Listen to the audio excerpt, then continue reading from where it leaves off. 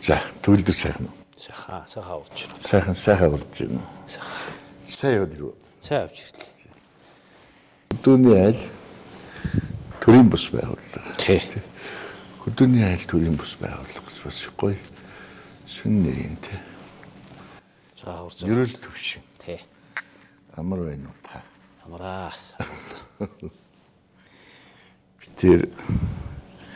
Бид хоёр юу одоо өөрөө чинь амьдралын хэм маяг энэ их зориг зүрх энэ их гоё атаархмаар амьдрал хөдөө байгаа тэр амьдарч байгаа хэм маягийг хараад олон жил болж. Залуу хүн ийм дайчин ийм гоё нэг шугаман барьсан шийдэлтэй байх нь гоё юм тий. Одоо ингээд 3 хүүхэдтэйгээ хөдөө эхнэр Америкт сургууль соёл бас одоо юуныг нэ? Манай он зөв туршлах судлах маягаар өв соёлын чиглэлээр сарын өв соёлын чиглэлээр Америкийн тий Америкийн Хьюстонот Техас мужи Аз ТV-ийн одоо дорны өв соёл сурталчдгийн төв байт юм. Тийм туршлах судлах маягаар сар явсан. Маш их орондоо буудаа. Маш буулаа. Эхнэрээ тосгож яваа. Тий эхнэрээ тоссон гоос өөр зүй ажил болсон гоо тий. хотын ажлуудаас хамжуулаад юм. За, өвөл хаврыг яаж даа? За устын адил тэгэл орнотогт байгаа хүмүүс бүгд л адилхан. Тэгээ танаа төрөө гайгүй юу? Зуд Гайгүй. Манай ховд аймагч ер нь гайгүй өнгөрсөн үү тий? тий гайгүй. Урдуур хідэн сум нь жоохон зодтой л байгаа. Ер нь дөр урдлын даруй булган суммаар ер нь дандаа тийм өвөлдөө цас ихтэй. Зундаа бас хуруур ихтэй. Тэгээ тэрнийг заагаад их сайхан өв сурам их сайхан гарна. Зүг. Стоны сайхан богон бол нутг юм билий. Залгаад говьолтой нэг сумууд байна даа. Тийм. Тийм нутг юм билий. Хойтлаараа аймгийн төв хавьцаа эргэн тойрны сумууд л засвар багтаа бас гайгүй. Бас Тий. Харьцангуй гайгүй. болж тий. Энэ зүү хэдэн сумл аймаг л Тийм байлээ. Зүүн тал руу нэлээд зуртай. Гэтэ манай хөрс аймагуд чинь Баян хөлгийн увс цахум бол нэлээд хүнд орлоо шүү дээ. бас тийм. Тэгсэн нэлээд цастай. Говьолтой цастай байлээ. Ховдын яг төвөөр л ер нь арай гайгүй цастай байсан да. Хөдөөний айл Тий. төрийн бус байгууллага юу хийх вэ? Яг ихнэр битээр бол ерөнхийдөө нэг Одоо тэргүүн нь бол үүсгэн байгуулах шүү тий дээ. онлайн дээр л юм хийдэг. За онлайн дээр л. Тий онлайн дээр битэр ч яах вэ? Орон нут хотоос орон нут руу зараад тэгээ нэрийг авсан. Тэгээ манай хөдөөний айл гэж манай уг Facebook пэйжийн нэрлэлтэй. За. Тэгээ бас үйл ажиллагаа маань өргөж яваад тэгээ албан ёсны болохоор зэрэг нөх хувь нэр яваад хараас боломжгүй болоо. Тэгээ энэ пэйжийн нэрээр төрийн бас байгуулсан. За байгуулсан тий. Албан ёсны болоод. Тий албан ёсны болоод. Зүг. Улс орны төдөг бас гадагшаа бас нэлээд ажиллагаанууд хийж эхэлж байгаа. Зүг. За одоо тэргээр дамжуулаад хөдөөний айл төрийн бус байгууллага онцгой ялангуяа залуу малчтад ер нь малчтад хөдөөний айлуудад чиглэсэн дөрвтэй юм мэдээллийн чанартай байх уу бодтой ажил хийх үү? Ер нь л яг нэг инфлюенс гэдэг инфлюенс гэдэг нөлөөлөгч л дээ. Нөлөө үзүүлж байгаа л ажил. Нөгөө сурталхуулгын маягийн гэсэн үг шүү дээ. Ер нь инфлюенс гэдэг чинь. Ингүүл зөв байна, ингүүл одоо бас амьдралд хэрэгтэй байна. Тий. Тэгэхээр нөлөөллийг бол үндсэн дээр хоёр чиглэлээр явуулж байна. Эерэг болон сөрөг. Зөв. Тэгэхээр битээр бол яг манай гэр бүлийн хувьд битээр эрүүл амьдрал юм ирэх бэлдэг. Тэгээ 5 жилийн өмнө өөрснөө хөдөө нүүсэн. За. Тэгээ энэ одоо нөлөөлөл ажил эхэлсэн гэх үү те 5 жил болсон байна. Тэгээ ер нь бол жоохон эерэг гэрэлгээтэй талаас нь яг энэ хөдөөний айл буюу орон нутгтаа хөдөө сайхан нутгтаа амьдарч байгаа тий. Буурлын бууранд эзэн бос сууж байгаа энэ хүмүүсийн дунд орж амьдарч байгаа. Тэгээ тэрийг айлуулах гэрэлгээгээд үзүүлээд өөрснөө давхар бас энэ шинжилгээ талаас нь дэлхийн хамгийн сүүлийн хийж байгаа судалгаанууд манад алин болох юм. Ялангуяа орон нутгт те хүмүүс твшилтэй сонирхолтой бас амьдрал энгийн зүйлээд авчгаар тийм юм гэдэг. Зөв үзүүлдэг. Ийм зорилготой юм байна. Тэгээ хөдөөний айл пэйж маань бол ерөнхийдөө дотроо юм уялдаа холбоотой нэг 3 чиглэлээр нөлөөлөл ажил хийж байгаа үзэж болно. Нэгт нь бол энэ хөдөө нутгийн хөгжил ялангуяа Монгол хүн хийж байсан хүсвэл орон нутг руу өгдөөцөн нутг юм өөрийнхөө хүссэн газар очиод сайхан амьдарч болох юм байна. За зөв ийм өгж байгаа. Хоёрт нь болохоор сая ярьлаа. Эрүүл амьдрал ирэх мэлдэг. Тэгээ манай яг энэ чиглэл өөрөө шим судлаач бид nutrition гэдэг мэрэгчээд Стэнфорд, Харвардын том сургууль бүгдийг төгссөн. Тэгээ битээр энэ дээрээ суурлаад нэг Энэ дэлхийн шинжлэх ухааны энэ чиглэлээр хийж байгаа судалгаа туршилтаас гадна бид нар өвөг дээдс маань биднээс өмнө амьдарч ирсэн монголчууд маань өдөр тутамдаа ямар тийм эрүүл амьдрах хөвшилтэй биш. Тэгэхээр Монгол эрүүл амьдрах ёсон гэж байгаа. Энээсээ хэрэгтэй өнөөдөр 21-р зуунд бид нар ялангуяа суурь хэрэгжилтэй болсон монголчууд маань алийг авч цаашаа явах заашгүй шаардлагатай. Аль нь хэрэгтэй. Тэгээ энийг ингэж хослуулаад бид нэг эрүүл амьдрах энгийн аргачлал хөтлөөр хослуулсан юм байна. Энийг танхимаар хийдэг байж байгаа. Сүүлийн бас л хөдөө гаргалыг орон нутгаас хийж байгаа. Одоо нэг 50,000 орчим Монгол 20,000 орчим хүнд хүргээд байгаа. Ном гаргасан. Тэгээ энэ яг хуу тий энэ сургалтын агуулга нь юу вэ гэхээр хүн өөрөө хийх нөө зүү тогтлын мэдээд ингэдэм яриг хийчихвэл энэ нэг хроник дизиз л гэдэм байл л тий. Монгол дээр бол амьдралын буруу хвштэй холбоотой өвчлөлүүд. Одоо энэ таргалалт, харшлууд, эмэгтэйчүүдийн өргүүдэл, цаашлаа хор тавдар хүртэл энд ортдог. Тэгээ энэ чиглэлээр сургалтанд хамрагдсан хүмүүсээс идэгсэн эрүүл ус ялангуяа харшлаас ус халаад байгаа. Урьдчилан сэргийлсэн.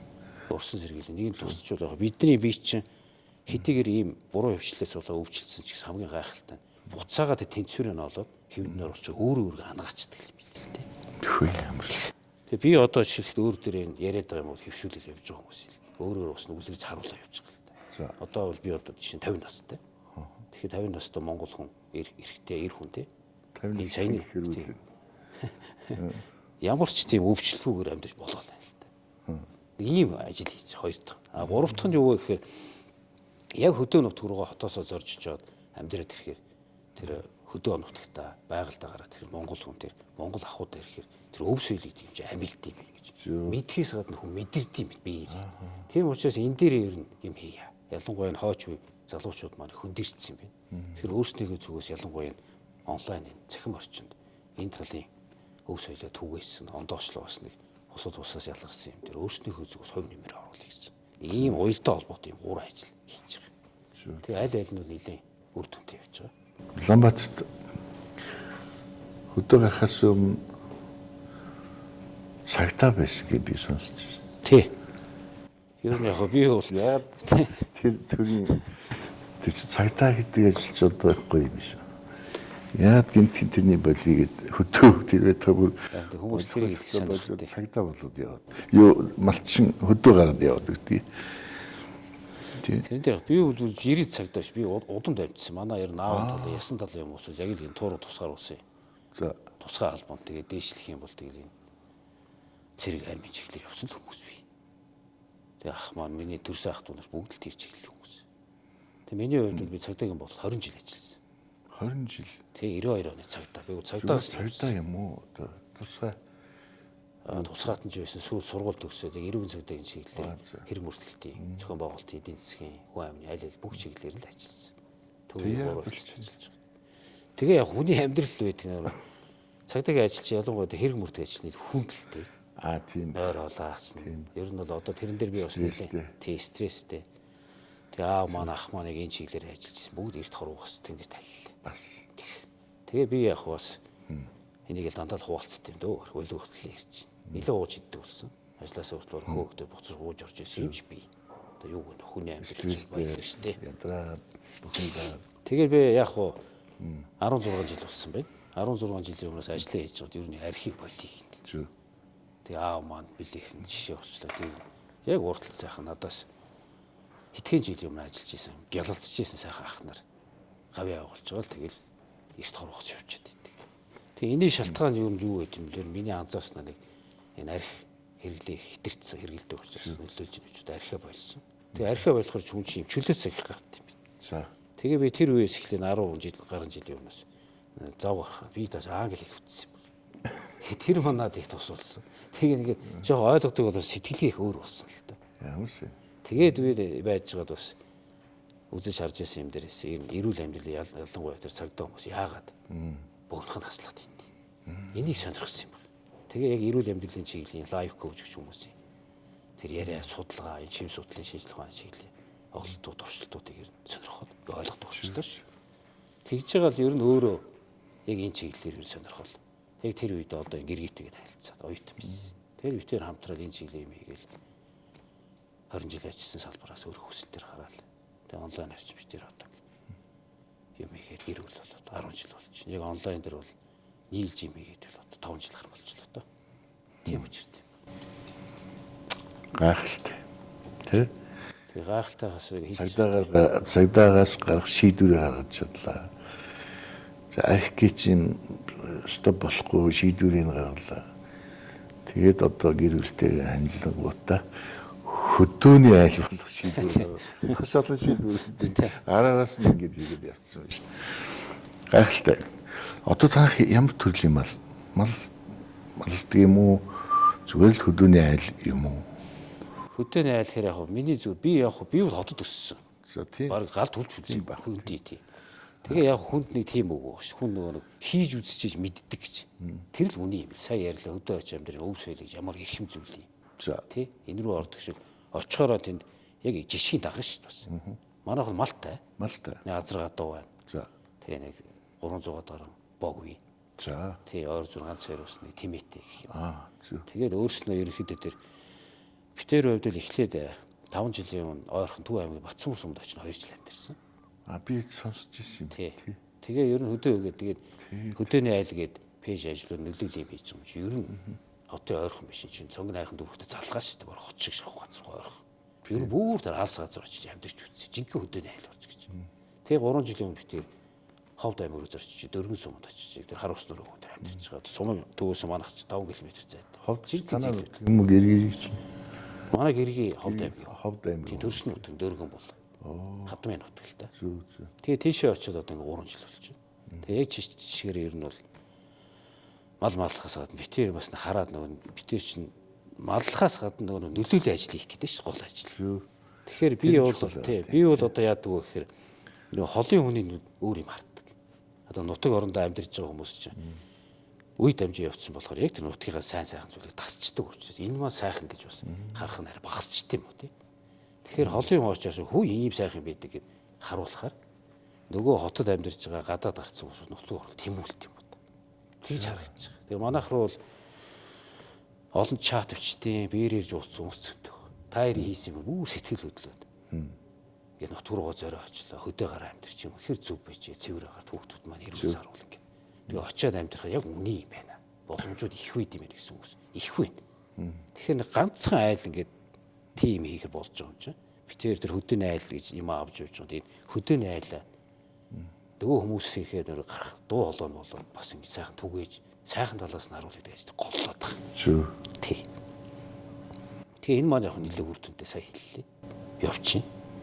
Тэгээ мал малгааны хувьд очиод үзэхээр ингээд харж байна. Тэгээ миний харснаар бол яг сая ярьлаа хөдөөний айл төрийн бус байгуулсан шалтгаанууд нэгдсэн үндэсний байгууллагын чиглэлээ яг энэ хөдөө орон нутгийн зохицолтой холбоотой олон чуулган битээр өргөдсөн. Байнга өргөддөг жил болгоод оролцож байгаа. Тэгээ засгийн газрын шугамарч гэсэн өргөддөг болсон. Өнгөрсөн хаврагч чинь хөдөөгийн сэргэлтийн чуулган битээр Ховд аймагт төлөвлөж ирсэн. Сая цагаан газрын нэвтрүүлэг хүртэл орох маягт яваад байгаа. Тэгэхээр тэрэн дээр гаргаж байгаа юм юу гэхээр нэг холын хүний нүдээр очиод тэнд байгаа асуудлууд нь юу вэ? Дагуу юмнууд. Хамгийн гол нь тэнд хэрэгтэй юм юу? Хөгжигд. Тэр талаас нь хараад хүргээ яваад байгаа. Тэгээ миний зүгээр анзаарснаар бол энэ хөдөөний орон нутгийн хөгжил гэдэг бол Монгол улсын ирээдүйн хөгжил бол орон нутгийн хөгжил юм болов уу гэж харж байгаа. Энэ Улаанбаатар хотод шийдэгдэхгүй байгаа хэдэн тэрбум зарж байгаа хэдэн тэрбум хэдүүлээ хөдөө орон нутгаар чиглүүлж болох болов. Тэгээ хөдөө орон нутагт хэн чиглүүлэх юм? Тэрийг харахад зэрэг зүгээр миний харж байгаагаар бол өнөөдөр бүгд мэдчих. Тэгээ онлайнаар засгийн газрын төвшөнд бэлчээрийн асуудал яриад байна. Малын асуудал ярьж байна. Эрчимжүүлэх юм уу яах юм? Гэтэл тэр бэлчээр чи эзэн болоод байгаа. Тэр малыг чи өсгөөд байгаа малчин хүн гэж хүн байна да. Малчин айл. Тэр хүмүүсийн тэр малчин айл гэж байгаа тэр хүмүүсийн өрхөө орлого. Тэр хүмүүсийн эрүүл мэндийн байдал. Тэр үүргээ гүйцэтгээд одоо тэр цэргийн хүнээс илүү нөхцөл ажил хөдөлмөрлөж байгаа шүү дээ малчин хүн. Тэ? Байгалийн тэр хатуу хөтүүд. Тэр биеийн илэгдэл эрүүл мэндийн талаас сэтгэл санаагаас юу вэ? Тэр мэрийг судалж байгаа гаргаж байгаа юу ч алдах. Миний бодлоор. Яг. Тэгэхээр миний харж байгаа анзаарж байгаа юм бэлчээрээ яри гамны сэлгий те малаа эрчимжүүлэхээс өмнө тэр малчин хүний яриа хэвлээ. Тэр малчин хүмүүсийн тэр мал байж байгаа одоо яг тэр хөдөөний айлд өсөж байгаа тэр үр хөвгүүдийнхээ боловсролыг яах бид нар. Тэ тэднийг яаж дэлхийн сэтгэлгээтэй болгож өрхөө орлого нэмэх аав ээжээсээ авсан боловсрол тэр хүмүүсээс гадна дэлхийн хэмжээнд сэтгэж яаж тэднэр хөгжиж болох юм. Тэд нар тэр хөдөө орон нутгийг авч яваа шүү дээ яг.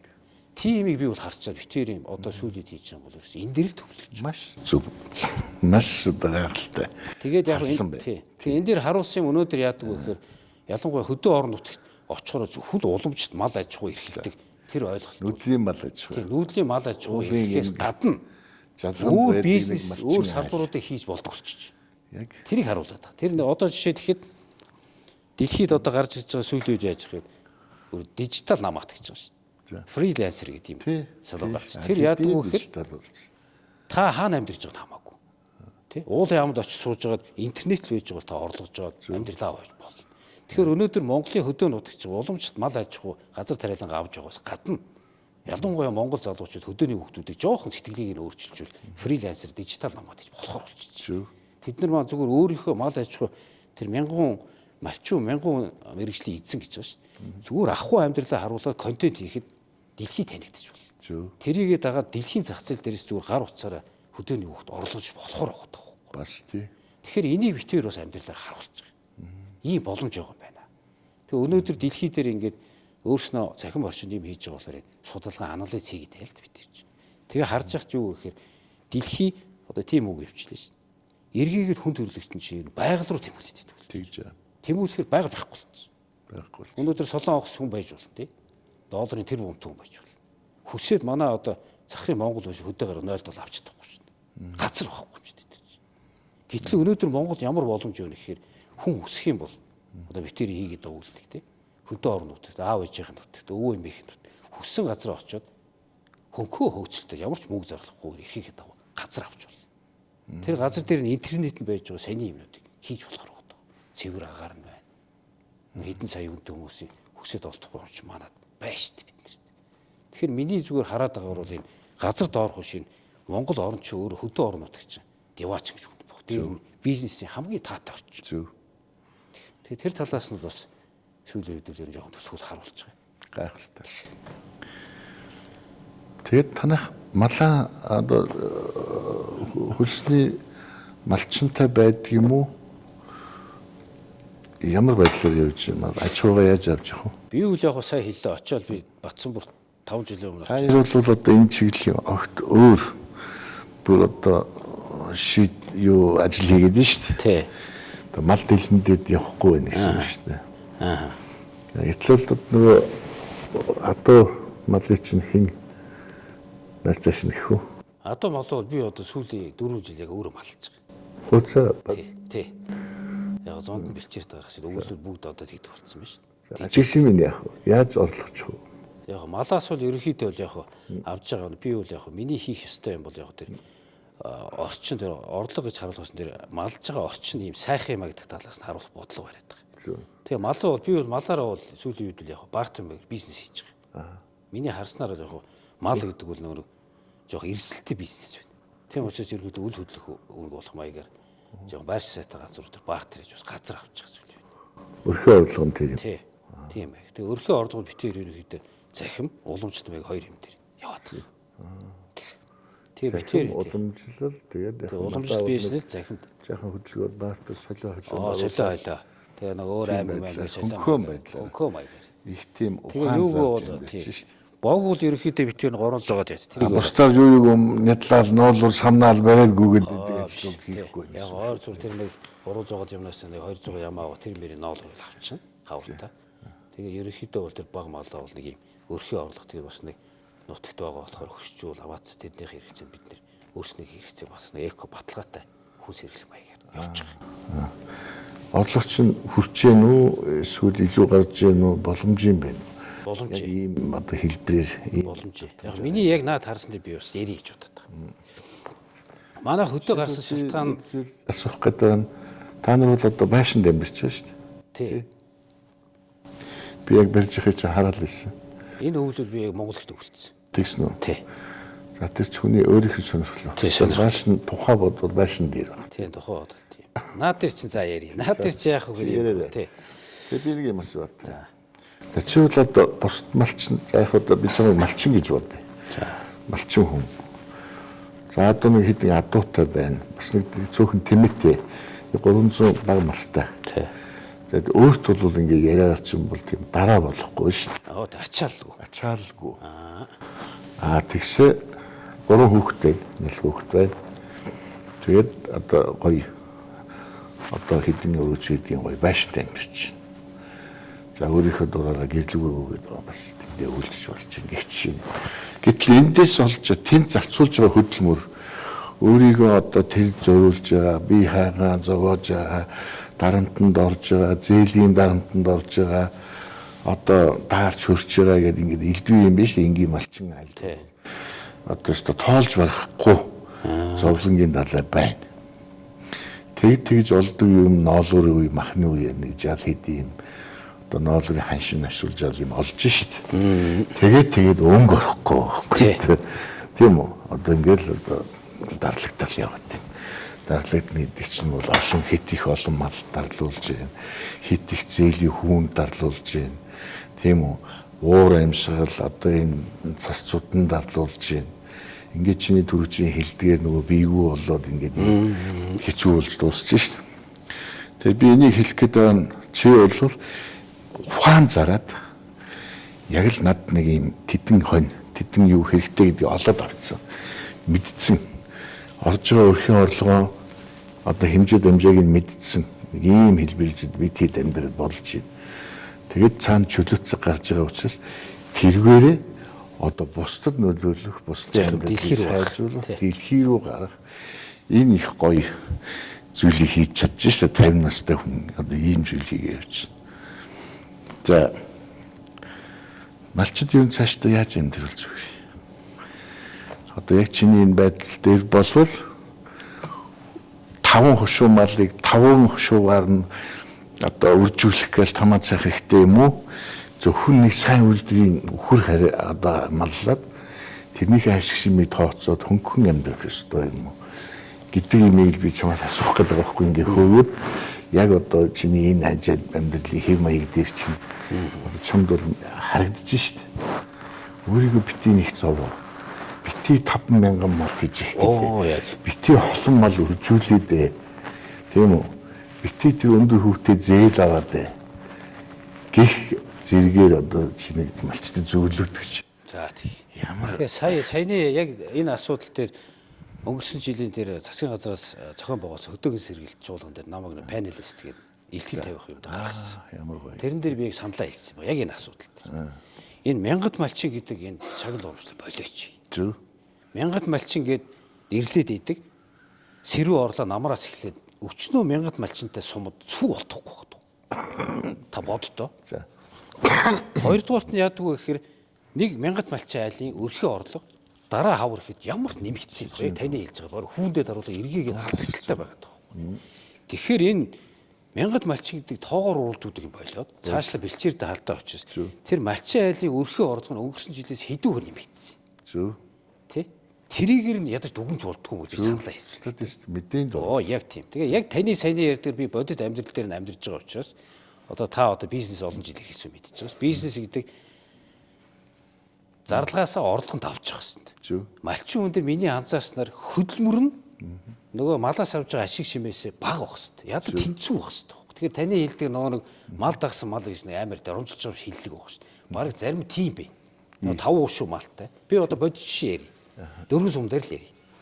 Манай дөрвөн сум болохоор Ховд аймаг маань 30 түмэн тэмэт. Гэхдээ 30 мянган тэмэт. 3 түмэн. Тэрний бараг 8000 орчим манай дөрвөн сумд идэх хамгийн олон тэмэт. Тэгэхээр ингээ барьдаг аль цөөх. Би одоо нэг эрүүл амьдралын чиглэлээр хоормог байнга хэрэгэлдэг, тараг, энэ айргийг сурталчилдаг юм л дээ. Энийг харшлын идгээ гэдэг. Тэгээ энийг тайлбарж байгаа юм шүү дээ. Тэгээ очиод яг ингээд ингэхдээ тэр олон тэмээтэй айлаас ингээд хоормог авах гэхэд ингийн барьдаг аль цөөх байгаа юм. Юу нэ? Ингийн барьж нэг тэмээгээ саадаг, инги саадаг. Тэгээ тэрний шалтгааны би судлаад үзсэн залхуутай биш үү? Яг таны саяны ярьж байгаа 5 ушаа малтай хүрцэхгүй хөрлөж өөргий. Гар нь хөрөхгүй. Гар нь хөрөхгүй, хүн хөрөхгүй, өрхийн гişгүүд нь хөрөхгүй. Өөрөөр хэлбэл нөгөө нэг өөрийнхөө бодит байдлаас агцсан хөдөлмөр хэрэглээд байгаа юм. Малчид. Яг. Тэгэхээр энийг 5 хошуу мал нь 5 өөр төрлийн өвс. Яг тийм. 5 өөр төрлийн өвчин. 5 өөр төрлийн эм. Гүнжид боддог. Одоо хачин болж байгаа шүү дээ. Тийм үү? Тий.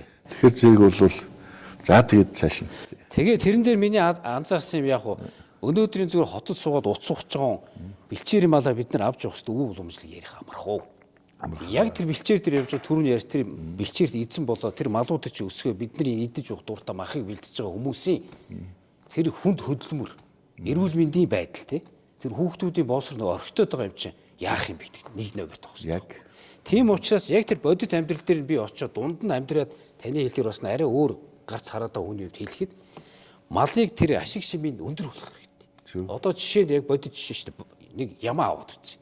Нэг ямаан дээр гарч байгаа малчууны хөдөлмөр бүтэн жилийн турш тэр ямаг дагна. Тэ яг саяных шиг нэг ямаа шүү дээ. Тэр ямаанаас хавартаа нэг үсрээл нэг 50 мянган ашиг тэ. Унгагаал тэр ноолуурч мөр хүн дуртай навс унгааж байгаа авчих шүү дээ. Бүтэн жилж байгаа нэг 50 мянга. Тэгээд намар болоод тэр ичний цаг болгоо хөөрхийг сайхан навсаат нь уруулж байгаа. За үсрээл 70 мянга шүү дээ дээтэл. Тэгэхээр нэг ямаанаас нэг малч нь бүтэн жил хөдөлмөрж 120 мянга төгрөгийн ашиг авч байгаа. Яг. Мөн үү? Амт тасралаа гарлаа нөгөө нэг ямаа гэдэг тэр хөрөнгөчгээд тасраад байхгүй ч байгаа. 120 мянган төгрөгийг бүтэн жилийн хөдөлмөр өдөрт нь хуул өдрийн бараг 0 төгрөгөөр ажиллаад байгаа байхгүй. Тийм багаз. Тэгэхээр энийг яах ёстой вэ гэхээр би одоо сайн ярьлаа. Би нөгөө сүү цагаа дэх хэрэгэлдэг. Одоо ганцхан одоо эрүүл амьдралын чиглэлийн судалгаа хийсэн хүмүүд би заагаад олон эдгэж байгаа хүмүүд хэлэхэд тарга гэдэг маань бид нар ингээд тасцсан байхгүй. Тарганы хөрөнгөн гэдэг дотор нь ингээд одоо микроскопоор татсан харах юм бол тэр сүүн хүчлийн ашигт бактери бичил амьтад байна. Тэр амьтдыг ингээд уугаад бид нэр ороод Монгол хүний энэ самшуу гэж нэрлэдэг юм билээ шүү дээ. Хоол уусруулах хэрэгтэй. Энд ингээд олон тоотой байршиж явах хэрэгтэй юм байна л да. Тэгээ энэ алдагдсан учраас харцлууд үүссэн. Тэгэхээр манай сургалтанд явж байгаа 20 хэдэн жил харцлалтаа яваад хэрэглээгүй юм байхгүй хүнийг сүү юу илсэн чихэр гурилын хэрэглээг цогсоох хэрэгтэй. Тэр чинь коллаген гэж болоод нөлөөлөдөг тэнцэдэг гэж ойлгож байна тийм. Эсийн. Тэрийг зогсоож байгаа тэр ашигт бактери нөгөөд 2 сарын дотор харшил хийдэг гэж байгаа.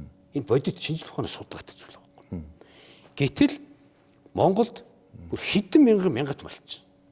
Зүгээр сая ярьлаа шүү дээ. Ноолуур махан дээр 120 мянган төгрөгөөр тэр их жилийн хөдөлмөр уурсгаад байтал тэр сүүгийн хэрвээ бид нэр саагаад эхлэвэл энд байгаа хотын сая 500 те цаашлаад Монголын хэмжээний 3 сая хүн чинь тэр сүүний хэрэглээг ядаж хүүхдүүдийг бид нэр хашаа салгах боломжтой байхгүй. Энийг тайлбарлаад хэрвээ төр засаг хийх ёстой ажил дөө гэдэг. Гэхдээ төр засгийг хүлээхгүйгээр яг сүүний чиглэлээр нь хөгжүүлээд сүүгийг аваад зүгтэг чинь тээвэрлж шаардахгүй шүү дээ. Манайх чинь тэгэл 11 сараас эхлээд баг сүү хөлтөж чинь аваад хот руу явуулчихдаг. Хотын ээж хүн ачаалтаа замын төгсөр дэрлээ орой ирлээ сайхан таргаа бүрээд хүүхдээ өгөөд тахт бид нэр өөрснөө ирүүлчихгээ зах зээлтэй дээр малчтын орлогыг нэмчихээр харагдаад авах миний хувьд. Тийм багуз.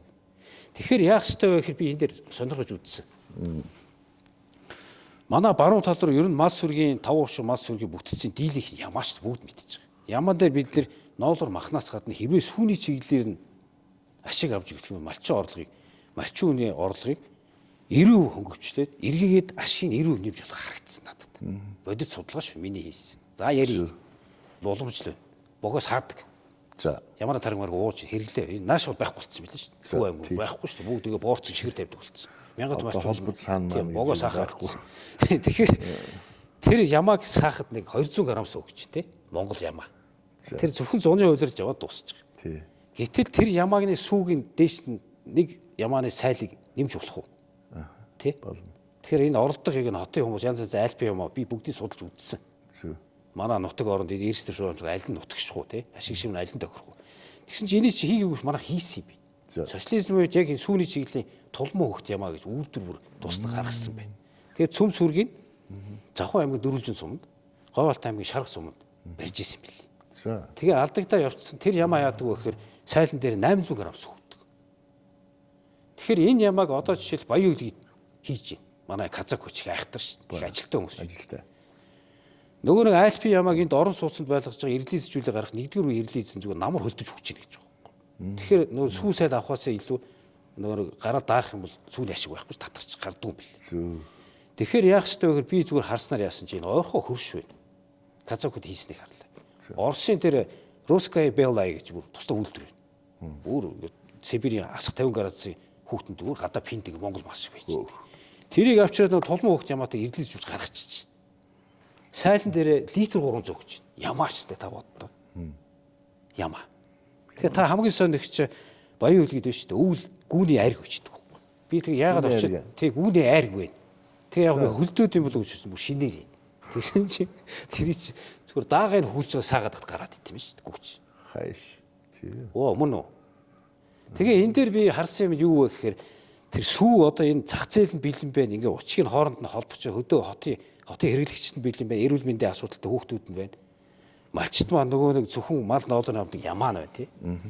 Ажлыг нь аваад үзэхээр та сая ярьлаа шин. 100 ямааг холбоц саана. Нэлээд ажилтай. 100 ямааг холбоц саасан 100 ямаанаас биш үү. 25-аас үсрээл 28 литр сүү ав. Нийт. За тийх. Тэгээд та бол литр 300 өглөөний сайлан дээр литр өдөрт орой өглөөний сайлан дээр 2 литр сүү өгчтэй ямаа. Тэр сүүний бүтцэн өтгөн эдгээр орсууд бол ялангуяа орсын ямаа бол өтгөн юм билий. Яг тэр гадаа байдаг болохоор Монгол ямаатай адилхан байна. Тэгэхээр тэр сүүний гарц нь нэгдүгээр сайн гарч байна. Хоёрдугаар Монгол ямааны 5 ямаа бараг 10 ямаас авах сайлыг нэг ямаас авчиж байгаа. Тэгэхээр тэрийг тооцохоор 100 ямаа холбож ингэж хөөж дууж ингэж байгаа нөгөө ямаануудаа 10 ямаанаас авах хөтөд малчин юм бол инээ. Би бүр нэг манай тэр нутгийн ихчд хэлэхгүй юм гэсэн чинь та одоо шинэ яг тийм 100 ямаатай болчихвол яг ингээд сайлан за байга өдөртөө ингээд өглөө оройд нийлээ нэг литр 500 өгчдөг гэсэн чинь инээж хэлж байна. Инээ штэ ихч гэж байгаа байхгүй. Тэгэхээр ийм маягаар одоо нэг социализмын үед нэгдлийн мал маллахад хувийн нэг 10 тоотой мал байсан байна да. Та яах вэ? Малаа өсөг тий? Ингээд аль болох өсөх дуртай бэлчээрээр нь үндсэн уламжлалаа нь авч явах дуртай тэрийг аав. Тэгэхдээ хувьдаа нэг сайлын нэг таргийн 5 ямаа гэдэг шиг нэг ашиг шимээ нэмтсэн ядаж өөрснийхөө эрхийг өрхөө орлого эрүүл мэнд хэрэгтэй цайны сүг авчдаг тий? Өвөлдөө өрсүүтэй цайгаа уучдаг тийм байж явах болохгүй гэж харсан. Тэгээд дээр нь би Батсанбүрт амьдарч байхад миний харсан юм юу гэсэн чи тэр социализм үед хийсэн Монгол өхрийг хагас бэлчээрийн болгоо тэр алаатаа үйлдвэрч гаргасан билий. За алаатаа. Тэрийг яасан бэгээр Барцаана сангийн аж ахуй, Батсанбүрт сангийн аж ахуй, ойр тойрны энэ төв аймгийн сумуудын нөр Улаанбаатар хотын хэрэглэгчдийн сүү цагаан идэх зорилттой байж байгаа. Зах зээл дургуут нь хувьчлагтад харахад тавцсан. Тэгээ би одоо яг бодит жишээ ярив.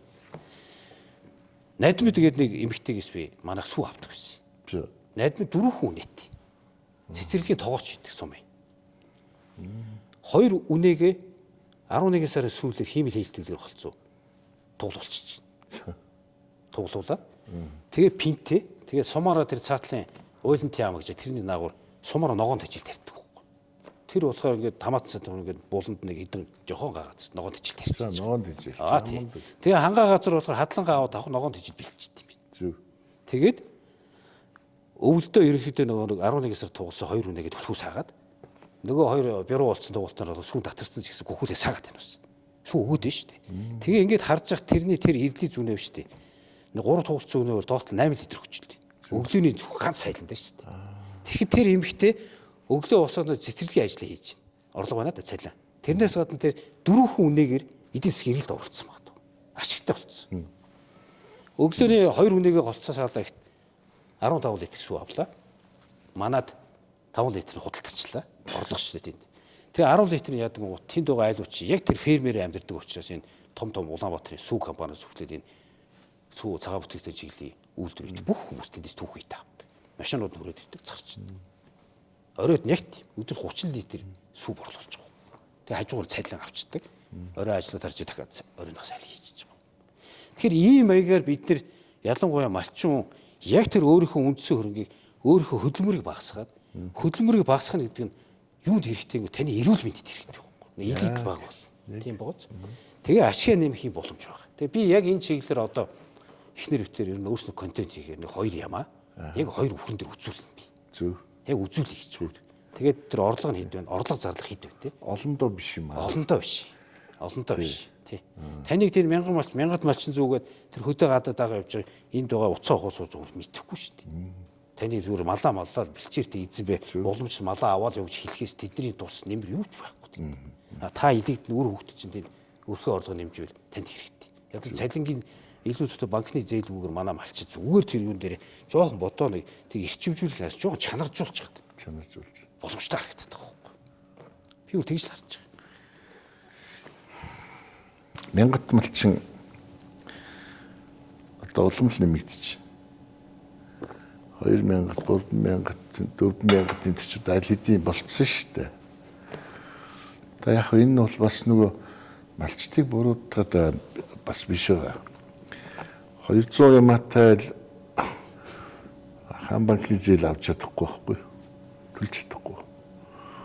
2000 түүнээс дээш байж мянгаар нь зарж иж мянган одоо 2-3 ямаанаас ноолуур авчиж, ахиу ноолуур авчиж хаан банкны тэр өндөр хүүтэй хүү гүйцэж төрүүлж төлөх чадвар гарч иж байгаа байхгүй юу.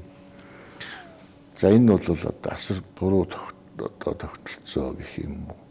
Асар буруу нөгөө аж ахуйн нэгжийн хөгжил нь буруу явж байгаа байхгүй. Тэгэхээр нэг л зүйл харагдаж байгаа. Яаж ч бодсон энэ олон малны хэрэг алга. За энэ байгаль дэлхий чинь нэгдүгээр хэцүүтэл бэлчээр гэдэг юм бол байгалаас хамааралтай зүйл, цүлжилч гэдэг юм бол байгаль өөрөө мэддэг зүйл. Энэ хамгийн минь малын хөлөөр татгалаад байвал байгаль яаж сэргэхгүй. Ингээд бодоход бол энэ болохгүй. Дэлхий дээр зөвхөн манай Монгол малтай улс биш. Дэлхий маш олон улсад маш олон чиглэлээр янз бүрээр одоо мал аж ахуйн бизнес хөгжүүд явж л. Тэгэхээр одоо бид нар бол тэр хөгжлөөс анзаарах, авахыг авч, хайхыг хайж, Монголын уламжлалаа бол хатгалсан байдалтай уламжлалыг хайж болохгүй. Нүүж болно, гоё оторлж болно, гоё одоо нүүдэлчин Монгол хэвээрээ байна. Гэхдээ тэн дотор одоо ухаан зарсан одоо жишээлбэл олон 5 хошуу малыг зэрэгдчих гээд хэрэг байна уу? 50000 мал зэрэгдчих гээд хэрэг байна уу? Эцээст одоо малчтын компани захирал олон хэлдэг зүйл энэ миний хэлэх дуртай. Компани захирал гээд малчин хүний бодвол үнэндээ энэ компани бол алдагдaltaй ажилтдаг компанитай хүмүүс байхгүй юу? Өөрийгөө бардаг, эрүүл мэндээ бардаг, ядардаг, стрессдэг. Тэгээд одоо бэлтгэл муу бол зуданд хамаг малаа алддаг, барьдаг. Ийм л зүйл шүү дээ. Өөрт ашиггүй ажилтдаг компанид дандаа алдагдал хүлээдэг. Зөвхөн банкны зээлэл төлдөг. 103 сар 100 тэнийж ах トゥ садан найз нөхөд ирж нэг жаахан жаргал үзэхтүүдий сайхан айрыг цаад илгэрээд тэгээд хавар намар хавар өвлж гэх юм ингээд болдог үйлдэл болдгоороо болно. Зээл төлдгөөрөө төлнө. Гэт ийм юмнууд ярмаар байна. За яг одоо энэ бол цагийн аясаар одоо ингээд их бас нэг надад олзтой харагдаж байгаа нь бол малчид залуус чинь хотод байгаа залуус одоо бас нэг арай өөр сэтгээд хотоос шинээр малчин болж байгаа хүмүүс арай нэг өөр өнцгөр хараад энэ ингэ явж байгаа юм. Одоо энэ төрөөс хамааралтай зүйл байна. Хүний хөгжлийн тухай, малчин айлын хүүхдийн боловсролын тухай.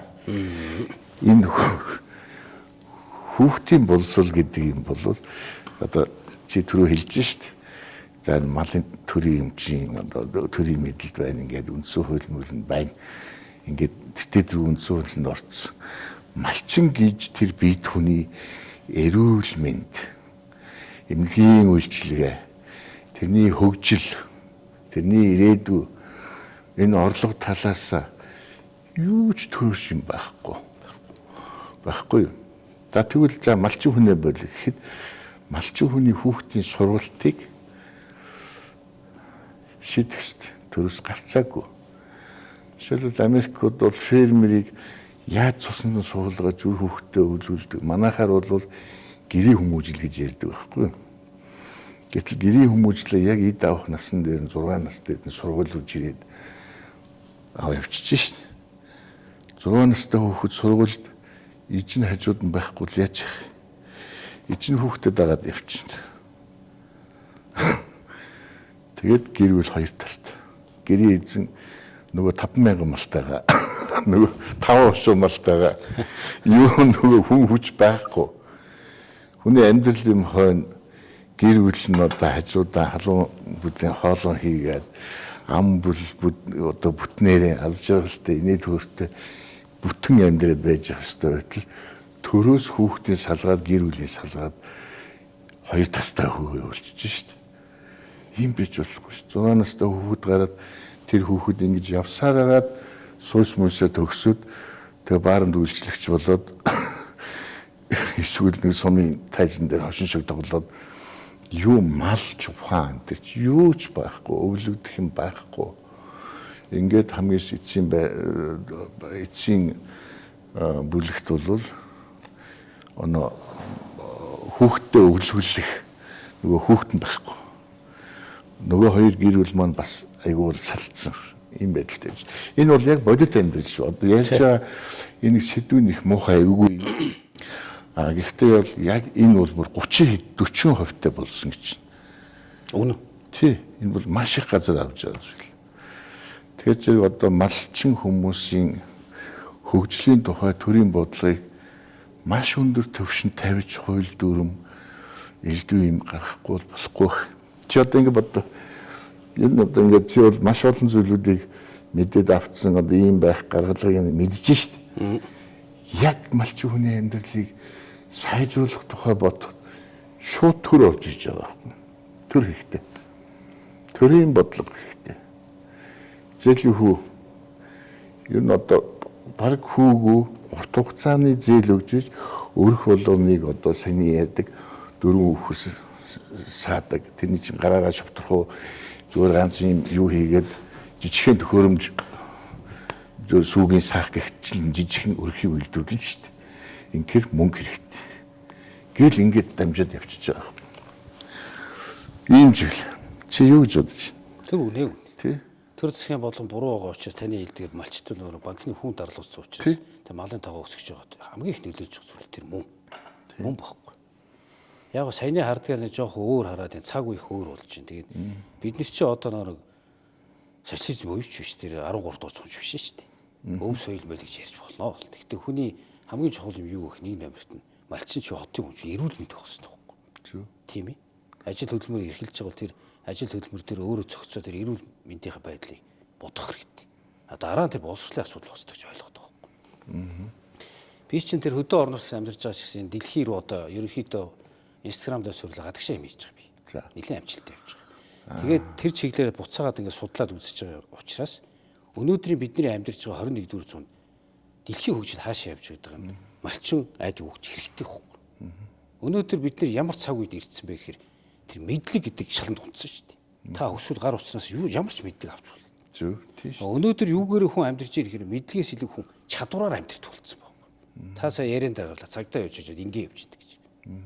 Би хөдөөний айлыг би яриад ингээ хүмүүс чинь хүргэж явж энэ миний мэрэгжил биш байхгүй. Би энэ сургалт төгсөж аваагүй. Энийг яас энэ миний чадвар.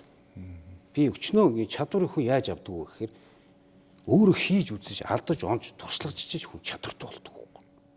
Тэгээ энэ чадвараа би үндсэндээ зарж өөрийнхөө орлого болгож амьдрэх байхгүй. Тэгэхээр өнөөдрийн энэ 21-р зуунд яаж ийн гэхээр бүгд мэдчихэж байна. 5 жилийн дараагт өнөөдрийн гол эрхэлж байгаа хамгийн өндөр цалинтай ажлууд хүн хийх байл. Робот, оюун, хиймэл оюун хийдэг болсон. Тэгэхээр малчин хүүхд гэдэг бол би харж байгаа малчин хүүхд яа гэдэг. Яг тэр чадвар гэдэг үл тэнд байдаг. Тэр чадвараа малчин айл юм яаж би мөнгө болгож зах зээлийн эргэлтэнд оруулж Харвард гэдэг юм гадаад төгсч мэдлэг эзэмширсэн хүүхдээс илүү мэдлэгтэй хүнээс илүү би чадвараа юм болох вэ гэдэг бодож болохоор харагдаад байна. Тийм ээ. Тэгэхээр өнөөдөр тэр хөдөөний айлын хүүхдүүд гэж ярьж байгаа малчин айлын хүүхдүүд яах вэ гэхээр одоо манайч нэр Америкийн Starlink ороод ирсэн. Уулын агуу сууж байгаа ч интернеттэй холбогдох боломжтой болчихлоо шүү. Тэгэхээр миний зүгээр харж байгаагаар гэрийн хүмүүжил гэдэг дотор яригд гэрийн хүмүүжлийн дотороо гэж салбарлсан юм байна. Тэр гэрийн боловсрол гэж нэг юм байна. За боловсрол. Тэр гэрийн боловсрол төр юу вэ гэхээр аав ээж энэ утсаа хоосоо ухаж байгаа хүүхдтэй ядаж миний хүүхд энд утсыг ухаад одоо жишээ миний яриг сонсож байгаа энэ эрүүл төвшинг нөхрийн ярьж байгаа нэр болдгийн болов гэд ганцхан бодол утгад өөрөө яаж учрыг олохгүй ч гэсэн хүүхдтэй тийм санаа өгт. Хүн учрыг олдохгүй. Тэг учрыг ол болно. Бүр хил сууж болно. Би энийг яаж би одоо цагдаад байсан баг тэр цагдаагийн ажил дээр би хамгаалт газаа гэж зогсож байхдаа сонсоход англиар сурч болоод байгаа байхгүй. Тэгэхээр өнөөдөр яаж интернет тэр мотоцикл онцсон гэл утсаа ухаад сүлжээтэй газар малаа марчаа байж байгаа тэрийг ашиглаж болох байхгүй. Бас тийм гаргалааг яахын тулд тэгэхээр тэр хүмүүс ингэж болохын шиг санааг нөхөх хэрэгтэй. Ингэж болт юм иргээ харах юм бол хүн явах байхгүй. Тэгэхээр өнөөдрийн тэр нөлөөллийн ажил гэдэг чинь уг нь бол хувь хүн бүшийн улс орны тэр үзэл суртал гэдэг чинь хамгийн чухал ажил байхгүй. Тэр хөрөнгөө аваач тэр малчны тэр зээ тусламж өгж байгаа малчин хүнийг санаа өгч гэлдэг. Тэ? Ингэж болох юм байна. Би одоо сураагүй ч гэсэн миний хүүхд энийг сураад чадварчаад өрхөө орлого нээж болох юм, эрүүл мэндээ сайжруулах юм, бүр хэл сурж болох юм гэдэг яагаад өгч болохгүй гэж. Тийм ээ. Тэгж болно шүү. Одоо жишээ нь цахим сургалтыг хийж болно шүү. Миний зүгээр харж байгаагаар бол малчин хүүхдүүд юу хэрэгтэй вэ? Бүгд гар утас хэлээ сурсан чинь малчин хүүхдүүдийг одоо дэлхийн хэл гэдэг ингээд яриа шүүмжлэл яриад байл л та. Орос хэл хятад хэл сурах шүү. Тэр англи хэл гэдэг чинь энэ дэлхийн энэ олон үндэстэй 200 хэд улс чинь өөрснөө байгалийн шалгарлаар хоорондоо харьцдаг хэл болоод гараад ирсэн. Тэр нь англи хэл, Америк хэл мэл гэж хэрэггүй. Бид надаа ямар ашигтай. Би энийгээр дэлхийн бүх хүнтэй харьцаж болох гэдээ хараад. Ингээ захим сурвалж байгаа хүүхдийн үед 7 хоногт сургууль дээр нэг танхимаар дүгнсэн байхтай өгөөд ингээд суулгах шиг болохоор харагдаад байгаа юм. Ер нь бол. Одоо манай эхнэр одоо Америк дээр дорны өв соёлыг сурсах төвд ажиллаж байна да. Манай эхнэр хүүхдээ хараа 3 хүүхдээ хараа тэр хөдөө байж хатал тэр их утсаар ингээл тэтгэлэг аваад Монгол мөнгөөр 30 сая төгрөг ямар ч үнэт тэтгэлэг аваач сурч хүрдэж байгаа. Ямар гайхалтай. Тэр энийг энэ гайхалтай хийхэд яах вэ энэ одоо энэ малчин айлын хүүхдүүд тэр боловсролын систем рүү орох нь зүг гэж хараад байгаа. Тэгэхээр боловсрол дээр хүртэл ийм байгаа. Би ингээд судлаад ирэхэд юм. Би ярих дуртай. Одоо чинь англи хэл дээр нэг ийм хоёр үг байгаа байхгүй. Studying, learning гэж хоёр үг байна. Энэ хоёр үгийг ингээд орчуулахаар хоёул суралцах асуудалтай монголоор. Тэгэхээр энэ процесс нь ямар ялгаатай байна гэхээр study гэдэг сургуулаар ингээд хин нэгний заалгаж сурдгийг хэлдэг юм. Тэгэхээр ингээд диплом 2 3 сургууль төгссөн гэсэн мэтлээ мэдлэг нь өөрчлөгдөг үгээ тэрийг юм болгож чадахгүй юм биш явж байгаа Европтой. Тэр чинь яаж нэг тэр study хийлгэж чадахгүй. Яг мэдлэгтэй өөрт хэрэгтэй мэдлэгийг авч хэрэглэхийн тулд яах ёстой тэр learning буюу өөрөө шамдан суралцыг сонирхоод хөө эн чинь энэ шагаач энэ зургийг яаж энэ зүү ороох нь яа тийм бол гэж сонирхоо мэдээд авчих тэр чинь хэрэгтэй мэдлэг байна. Тэгэхээр тэр чадварыг хүүхдүүд ингээд олгохын тулд хамгийн хэрэгтэй юм нэгээр хөдөөний хүүхд манай эхнэр хөтөй хараад тэр дэлхийн хэлийг авчих. Тэр англи хэл мэл ингээд нөр юугээр орох ёстой монгол хэлээр оролдох болох ёстой энэ хэрэлдээд яах вэ? Үнэн яг бага наснаас нэг яг энэ дад ухамсарын төвчнийхэн мэдлэг босорт нь монголоор байг. 10 наснаас нь эхлээд хэлтэй болгож байна. Шүү. Тий? Яг. Тэгээ яг тэр шиг хэлтэй болгочвол тэр мэдлэг гэдгийг чинь тэр Харвардын их сургууль Улаанбаатар очиж эзэмшээд ийм диплом кармалт юм биш шүү дээ. Маллаа сурах ч хүртэл мэрэгч шүү дээ. Мэдлэг шүү дээ. Мэдлэг байхгүй. Тэгэхээр биеэрээ туулаад үзэж байгаа тэр мэдлэгээ харин яаж бид нэр зах зээлд оруулж үнэмчтэй болох юм. Өөрийгөө хэр үнэлэх юм. Тэрийг эргийг яаж орлого болж болох юм. Эргийгээ тийм сэтгэлгээтэй болчвол миний түрүүний ярианд гарсан. Яг тэр малчин тэр орчиндөө өсөж байгаа тэр үе болгож мэддэг мянган мэрэгжлийн эзэн болсон хүмүүс л энэ орон нутгийг хөрчлөө. Зөв. Тэд нар юу хэрэгтэй байгаа гэхээр яг юм мэдэх тийм харах тийм өөрөөр харах өнцөг хэрэгтэй байна. Тэгэхээр тэр ингээл тэр төрийн хүлээгээл миний харж уушлаа. Тантай бол арай тэрэн дээр би арай өөр юм ярьчих. Өөрөө тэнд амьдрал хараад байгаа юм шүү дээ. Яг ингээ өөрийгөө голохгүйгээр ингээд ингэх юм бол 30 40 настай 50 малчин хүн ч гэсэн учир нь болно шүү дээ. Бүр тэр англи хэлийг байна те. Одоо бүр ийм аппууд гарсан шүү дээ. Аппликейшнууд. Одоо гол хэлүүд нь гарсан монгол хэлж орох бах. Одоо энэ Google Translation гэдэг чинь бүр боловсронгүй болсон шүү дээ. Тэр Японд байгаа хүнтэй юм уу та харьцалтай. Тий? Сайхан ингээд контент хийх гэдэг шиг рилсийг өөр дөрөө тавиал харж байгаа л ингээд ухалтай ингээд хог ухаж байгаа та ингээд Instagram харахад нэг юм Япон юм уу Америк хүн байт юм уу амтны сонирхдаг хүн байж болно шүү дээ. Тэр лүү ингээд өөрөө хоньныхоо зургийг аваа явуулчихлаа тий. Тэгэхээр тэр чинь hello-г ороод ирнэ шүү дээ. Тэгэхээр hello гэдгийг та зүгээр ингээд копитол энэ дээр нэг юу байж байгаа шүү дээ. Google Translate надад тавьчихвар сайн байна уу хараад ирнэ. Зүрүүлэл нөгөөтгөн дээр ингээд тэрийг хэрэглээ сурчих. Тэрийг заавал тэр хот руу очиж тэр Америк очиж харууд очих хэрэггүй шүү дээ. Тэрийг авлаа өөрөө сайн байна уу бичлээ. Одоо манай малч чи их гэр бичсэн шүү дээ. Сайн байна уу намайг дорж игдэг. Бичлээ англи руу зөөрлөө ингээд гараад. My name is дорж тий. Англи Монгол итгэж гараад. Тэр нэгж жоод копиг сend хийх явуулж байгаа. Тэгээ харьцаж болно. Тэгээ инглээ нөгөө нөхөр инглээ өөрөлтэй. Өөрөн. Хүрээ дээр чиний нөгөө нэг малчин орсон чи Торс кап болчихж байгаа шүү дээ. Миний жижиг. Яг. Тийм аягаар миний хувьд бол харж байгаа бол одоо элдв юм хөлөө. Жоо сэтгэлгээгээ өөрчлөн өнцгийг харах хэрэгтэй. Тэгэх юм бол Монголын хөдөө нутгууд хүн 100 насч болох. Бүр тэр мөвтөн болж болох тийм газар болсон өнөдөр. Тэрийг харуулах хэрэгтэй. Зүг. Санааг нөхөх хэрэгтэй гэж хараад байгаа. Би бол. Наач ёстой ч хүлээ. Маш гоё санаа. Тийм боломж байна. Тэгээ манай хөдөөний хүүхдүүд чи одоо юм хот суурин гарч өгсөж та мэдчихэж шүү дээ. Бие хөгжиж бие дагах чадвар мундаг болчихдог. Жуулчин татах боломж шүү. Болно. Тийм учраас би одоо саяны ярьсан тэр малаараа газар болгоод байгаа нь би ерөнхийдөө тэн дээр айлж үсэг кампингээр ажил эхэлж байгаа. Зүг. Тэгээ тэр хийгээ үзүүлчээр дагаал хүмүүс хийгээд эхэлсэн шүү. Тэгээд яг энэ чиглэлээр би чи юм хийхдээ хүү хаг сэтгэлийн хөдлөөр хийхгүй нөр судлаатай үзээд байгаа. Зүг зүг зүг. Тэгээ судалгаа хийгээ төр засгийн гадны хүмүүстэй уулзаад үзэхээр аялал жуулчтай манай тим Төв аймаг хин тим хийж байгаа айлт байна. Одоо манай жишээ нь юу гэхэд Ховд аймагт тэгт хууч манай аймгийн засаг дарга гэсэн Цэв 10 чих мундаг хүн би. Тэр хүн яг тэр нутгийнхаа чандман сумынхаа хэдэн айлуудыг нийлүүлээд хоршоо болгоод тэгээ яг тэр дөрвөн нуурны хөвөнд ордог камерад хэлсэн баг. Тэгээ одоо таны түрүүний ярин дээр гарсан 100 болоо нэг жоохон зоо тэнэж байгаа үед өө хэдэн гэрээ авч тавиал хоёр сайлын үнийг авч тавьж байгаа л тэнэж орлогч болохоор байгаа. Тий. Яаж орлоготой гэхээр за төр засгаа тэр нэг жуулчдыг аваад ирэх шаардлагагүй шүү дээ. Байж шнэ утас гэдэг. Гэвч хүүхдээ сурч галт. Эсвэл өөрөө саяны хийсний тэр Google-ийн нэг жоохон заалгаад алдаад байвал нэг сургуулийн хүүхдэрийг ингэ заалгаж байгаа хэрхийлж гэлтэй зүгээр. Тэгэхээр ингээд ингэж бодоод байгаа. Эрдэм мэдхтэй болно гэсэн амар юм бодоо зүгээр хэрэгтэй тэр юм аваад тэрийг гол хэрэгжүүлээд юм болох хэрэгтэй бодоо. Би л тэгж л хараад байгаа. Тэгж хилдэг юм. Ингээд уулзахаараа одоо би чинь тэгээд орон нутагт амьдарч байгаа хөдөөний хүмүүстэй энийг л хуваалцдаг. Тэгээд ялангуяа залуучууд их сүрхээ авч байгаа. Тэгээ таны ярьсан юм дэр үнэн. Тэгэхгүй бол одоо яаж ийм гэхээр би нэг эрүүл амьдралын чиглэлээр яг урт насалж байгаа тэгээд өвчтөе зовлонтой хүмүүстэй бодис судалгаа хийдэг. За Өнөөдөр ярьж байгаа юм тийм биш. Нөөр техник хөгжил манай Мачны хотод очсон шүү дээ. Морь ундаг байхгүй болсон. Чимэг ундаг бүгд мотоцикл унж. А тэрний сөрөг юу вэ гэхээр мотоцикл гэдэг нь техник учраас салхины эрчний урдаас илүү салхины хүчийг бүр морь тэмээ унжаас илүү нэмж байгаа. Тийм учраас яг бодит амьдрал дээр 30 дөнгөж гараа хөдөөний залууч байна. Хядгасан суудсан тасарч бас нүднээс нулимс гардаг. Өвдөд хогор өвдөд болчихдог. нулимс гардаг. Тий. Ингээ яагаад ийм болж байгаа таны хэлдэг нөгөө хүүн дэш шахуулсан. Нөгөө тоогоо 1000-аас дэш өсөстэй гэдэг докод байдаг. Би хөлчдөг. Зээлээ дуусдаг дуусчих жоо. Тэгэхээр яах вэ гэхээр тэр эрүүл мэндийн тал дээр анхаарах хэрэгтэй байна. Одоо наад зах нь би хэлмээр санагдтыг. Манай суманд бол одоо жишээ нь дөрвөн сумд Ховд аймгийн дөрвөн сумд нуурын зигстэй болохчраас өвөл болохоор зигс рүүгээ орж өвлждөг байхгүй. Тэгэхээр тэр зигсэн дундуур моцик төрөх боломж. Бүгд яг уламжлалаар морин ундаг, тэмэг ундаг. Тэгэхээр тэмээ морин уусны ашиг нэг баг. Тэрийг унахаар биш. Би одоо сүүлдээ ийм Монгол фитнес гэж байгуулж болохоор харагдаад байгаа. Энэ Улаанбаатарын амууд ингээд одоо морин ундаг залууч тэрийг нэмэх хэрэгтэй. Морь унаас яг ингээд хоолой байгальд гараад тий. Тэгэхээр энэ хүн эрүүл байх чинь хамгийн чухал юм ясны төлждөг байхгүй. Яс яаж төлждөггүй дөргсөн зэгсэж хөдлөв тэр. Хүн яга өгчдөг үсрэхэ болчдөг. Тэгэхээр морь унна гэдэг бүгд мэдж байна. Морь унж байгаа гиз тогтох боломжгүй.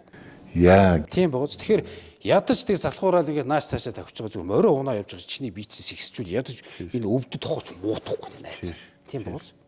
Муутахгүй нь шүү дээ. Тэрийг аваад морь унаас сурч байгаа. Тэгээ морь унаа чи морь унж байгааг хийлтий. Нөгөө ресид юм хүүхдээр доор бичээд өөрөө Google Translation-аар Монгол морь унаа явж бэлчээр цэвэр агаар тавьж ямар гоё гэж монголоор бичиж англиар болгочих жоо. Тэр чинь хүн туслах шаардлагагүй энэ утас чинь нөр смарт утас гэдэг чинь уучтай ш. Тэгээд туслаа тавилаа. Хийгээд тавьчих. Тий. Чамаг өнөөдөр нэг хүн үзэж бол. Чи эхлээ өөрөө үзэлтэй тэрийг. Өөрөө үзэл явж. Чамаг нэг харахад хоёр хүн үздэг бол гурван үздэг. Нэг өдөр гадаад туураад ир. Англиар бичиж чи харах ойлгохгүй. Нөгөөдгөө ашиглаа ш. Копитлаа, оруулаа харлаа. Хөө танаа монголч ямар би үнэхээр мөрөөддөг. Танаад очих болох. Чамаас юу ч гарахгүй. Тэр хүн ч өөрөө нүр юм аваад ш. Тэгэхээр тийм ээ болно. Би Ховд аймгийн дөрвөн сумд амьдардаг. Монголоор очиж хийчих. Хүрээд. Өнөөдөр одоо 6 сард ихнэр битээр Англи BBC-д илүү хөдөөж авах. Тэд нар баруун Монголын өв сэлийн талаар 3 хоногийн кино хийх. Энэ тэгэхээр яг энэ хэлж байгаагаар л хийж байгаа шүү дээ. Тэгэхээр тэрийг ийм малчин хүмүүс хийж болох гэдэг. Тэгээ Төв аймгийн аялал жуулчлалын хүмүүс хэлж ийлээ ингээд аялал жуулчлалын компанитай хамтраад малчин айлууд байна. Яг тэр зоо тэнэж байгаа үеэр тохирчдөг. Хоёрхан гэр. Яг өв боломжлоор тогтчуулаад айр цагааг бэлдээ тавьчихдаг. Нэг зөөврийн арайнд болгосон устаа нойл тавьчихдаг юм бэл. Тэгээ нөгөө хүмүүсийн өөр авчих шаардлагагүй. Орчуулагчтай хүрээ тэр гайд дагуулад ирдэг. Гэртээ орууллаа. Хувиа тооцсон гэрээ хийцэн. Хувиа авчдаг. Малчин айл зуны үйлрэл аялал жуулчлалаар давхар орлогот болсон байна. Бүгд боломжтой. Яаж наадахчуд аль болох олон малчинд хүрэх. Энийг харин ингээ хийж үзүүлж ийжлээ. Би ингээ хийгээл явж байгаа хүн л дээ. Одоо угсаа одоо бүр надад тийм бодол төрж шít. Гэхдээ яг л одоо нэр 100 хэдэн сар энийг хотынхныг одоо очихт нь хорхог хийж ингэж гүйж яхах оронд огтөр. Тэр хотынхан тэр өөрөөсөө ч тэр малчин айлж төлбөр. Тий. Тийм үү? Төлбөр төлөөд одоо тэр хүнд орлого оруулах. Яасан гэж тэр айлт малчаа айлтч бол тэгэл бах идэж байгаа л хаягийн шууж хамаг байдгийг идэж байгаа л явдаг үст. Тэгэхээр малчин айлуудыг бол яг наад хэм маягч юм байна шүү. Зуны хэдэн сарда ийм ажил хийгээд ганцжуулдахгүй. Тэгээд тэргээр нөгөө 9 сарын 1-нд хүүхдийн сургалтын мөнгө гэж хамгийн хэцүү зүйл байдаг байхгүй юу? Яг л нөгөө 4-5 сард 6 сард чинь ноолуураа зараад тэрнийг хэрэгэлждэг. Арга байхгүй одоо хөрөхгүй ч хүн байна. Одоо аргатай нь бол цааш нь нааша цаашаа харж уйлж байгаад ингээд шүд зуужод хүүхдээ өгнө гэдээ талд хийж шít. Тэгэхэд ядаж л одоо жуулчны үйлдэлээр хүүхдийн сургалтын мөнгө болгох гэдэг байхгүй. Тийм үү? Тийм шүү дээ. Одоо би энэ дээр сая би захим дээр ингээд байн харж идэв. Танай аймгийн юм байл шүү дээ. За хэн гэж хүмүүс байлээ л дээ. За. Одоо хэдийн ингээ унлагны хэдэн атаа ингээ тавьчихсан. Сааж үзээд мөнгө. Гадаадын хүмүүс очицсан. Зөө. Хоормо бүлүүж үзэл мөнгө. Гадных нь наад чи мөнгө төлөхөд ерөөсөө яахгүй. Наад чи бүр тэр мөнгө гэж талаас бодохчгүй. Тийм шүү дээ. Зүтэ чи энийг чи мэддэг сурцсан үйлчлэгээ авч сурцсан хүмүүс байхгүй. Тэгээ эднэр хараа бүр ийм жижиг юм аа. зураг авахулаа эднэр бүр ингээд аргалт хүж үзэж байгаа сонирм багт. Тэ. Ингээд л. Тэгээд нэг тимээгээ унаад нэг орхон тойроод ирэхэд 20,000 гаруй болчихсон. Зөө. Тийм. Гэхдээ яг хөө энийг бол яг би нэг яриад байгаа шийгээд эхэлсэн хүмүүс байлээ. Нэгэндээ сайн хийж өгөө зааж өгөө. Тий, зааж өгөө. Олон малчин хүнийг хамруулахад хэрэгтэй байх. Тий. Ийм зүйл. За одоо ингээ яриад байхаа зүйл ийм гарцууд гаргалгаанууд зөндөө байгаа байхгүй да. Би одоо битэрийн хэлээд яриад байгаа зүйл чинь энэ нь шүү дээ. Одоо тэр 5 төрөл дээр нь малаа өсгөөд тэгэл засгийн газраас чинь солиоруулаад шагнаад байгаа шүү дээ. Малаа 5 төрөл дээр нь гээд бүр тийм үг гаргаж байгаа энэ засгийн газар шагнаад байгаа шүү дээ. Тийм баллаа заваа юм хийж хүнийг ингэж ачаалуулж хөөргөж ингэж хажин жигтэй амьдруулж болохгүй байхгүй да. Тэг хизээч би бол одоо 5 төрлийн амтнд хижээгээд муур нохоо гахаа дахиад авчраа хайжвал бид чадахгүй л юм. Тэр олон төрлийн хоол, тэр олон тодлын өвчин тарай будааг хаанаас авах юм. За бас нэг зүйл нь хүүхдийн хөгжлийн тухай ярихгүй болохгүй. Энэ улс чинь хүүхэд ирээдүйд энэ хүүхдүүд энэ улсыг чинь авч явна. Малчтын хувьд бол үнэхээр одоо олон 5,000 жил олон жил уламжлаад ирсэн уламжлалт мал аж ахуй гэдэг зүйлийг өвлүүлэхийн тулд хүүхдийн цуснд нь тархинд нь гэрийн хүмүүжлээр дамжуулж өгөх ёстой. Тэгээд энэ одоо би бодохдоо бол 6хан наснаас дахиад ярьж штэ өлөг болгоод 6хан настай тэр балчир амтны чинь аав ээжийнхээ гэрийг тврээ твтж явах штэ амтны чинь хүүхдийн сургуулийн сумын хүүхдэн байж дотор байж байгаа. Тэгээд хашин жигтэй болгочих штэ. Хүүхэд юу санах вэ? Сургуулийн энэ дэвтэр номд хайр дурлалтай болж чадахгүй эхлээд ээжигийн мем гэр боорцог тэр одоо мал хүй хорог гიშгэл санана штэ. Тийм зүйлдээ сэтгэлийн хоёрд бол хагасалж байгаа. Тэгээд ингээд хинч шуулгаад ийм сонь нөхөр болоод хамгийн сүүлний зүгээр одоо мэрэгжилч их хайшин тийм хүмүүс маш олон хүмүүс бий болж эхэлж штэ. Хүний ер нь бол хүний гэрийн хүмүүжил гэдэг ялангуяа энэ Монгол хүнд би бол одоо хар багаас авдаа зодуулаад ингээд явсан. Одоо гэрийн хүмүүжил гэдэг юм намайг магадгүй ингээд явуулж иж магадгүй.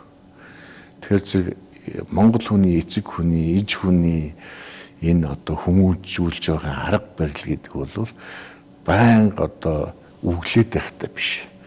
Тэг харцаар хаад нэг тас хэсэн үгээр ийм үйл хөдлөлөөр нь дагуулж ингэж хүмүүжүүлдэг нарийн энд юм байна шүү дээ. Тэг боловсруулал яг саяны хэлдгээр нэг жаахан яагаад тах юм бол уцтай. Тэртээ тэргүй одоо жоохон хүүхдүүд чи YouTube үзээд хоорондоо англиар яриад яваад байна шүү дээ.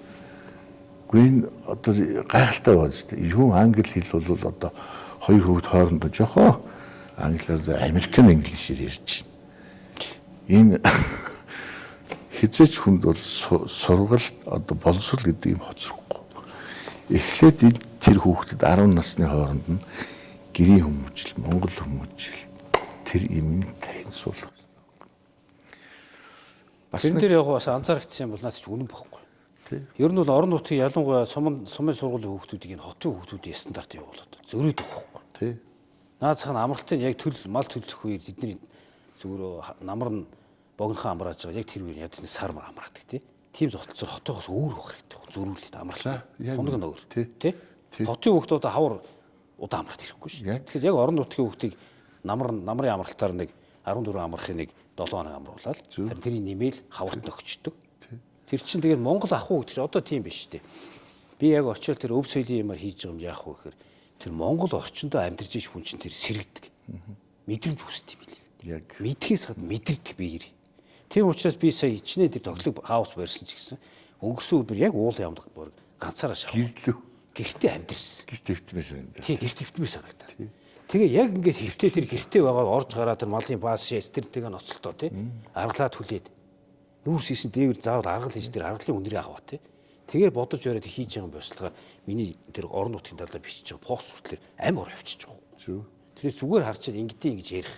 Өөрөө биерээ туулаад мэдрээд гарах хоёр өөр. Сууж байшин суужхад зөөж гэрийн одоо нэг сайхан доор нэг гудас дэвцээ. Налаа твтж нэг сүтээ цай очиж сууж байгаа зураг хоёр огт өөр.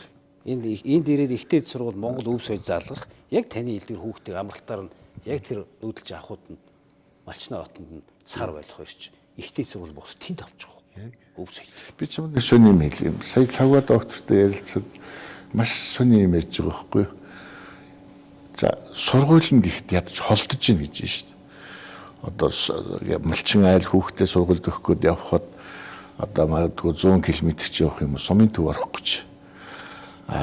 Тэгэлгүйгээр Дорнот аймагт одоо судалгаа хийжээд сургууль барьсан гэж жижигхээ.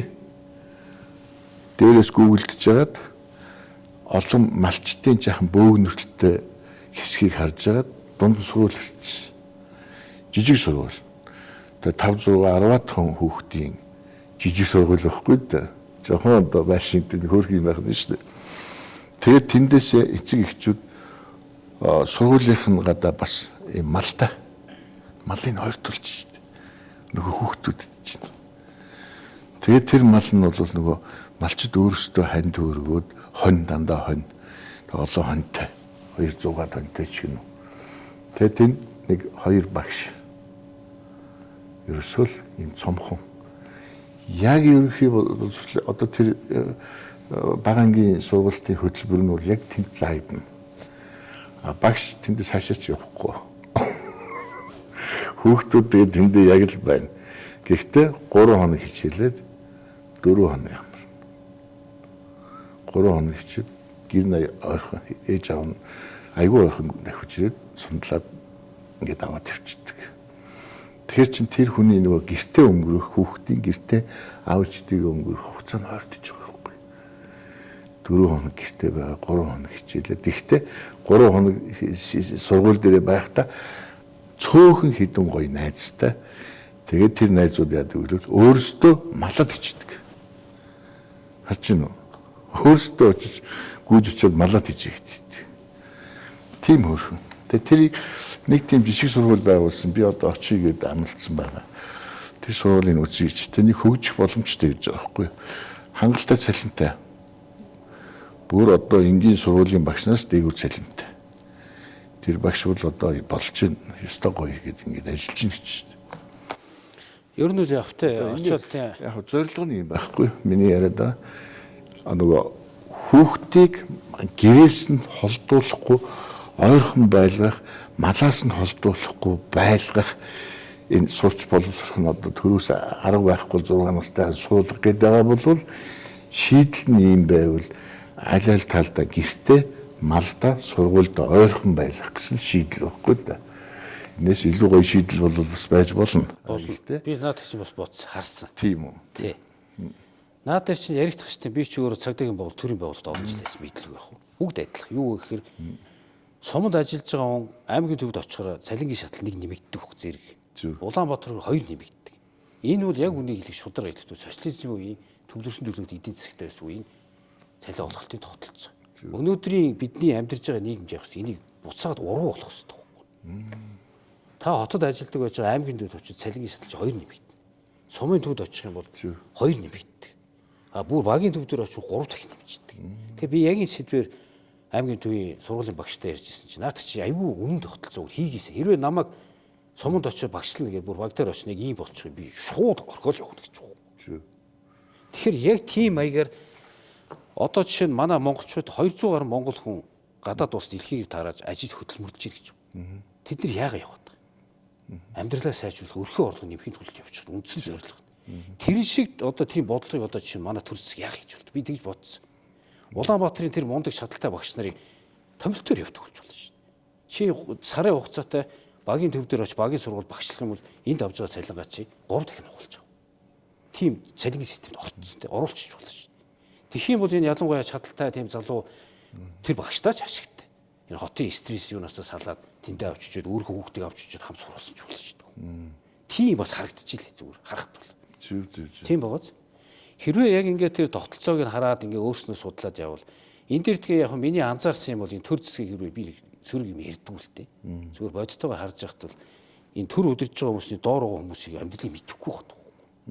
Уг нь зүгээр санаагаар болдгоо энэ парламентын засаг л манайх чинь 30 жил явах жоо тохиромжгүй харагдаад байна шүү дээ. Миний зүгээр харж байгаагаар энэ баг аймаг тэр сум тэр иргэдийн хурл байх хэрэгтэй юм.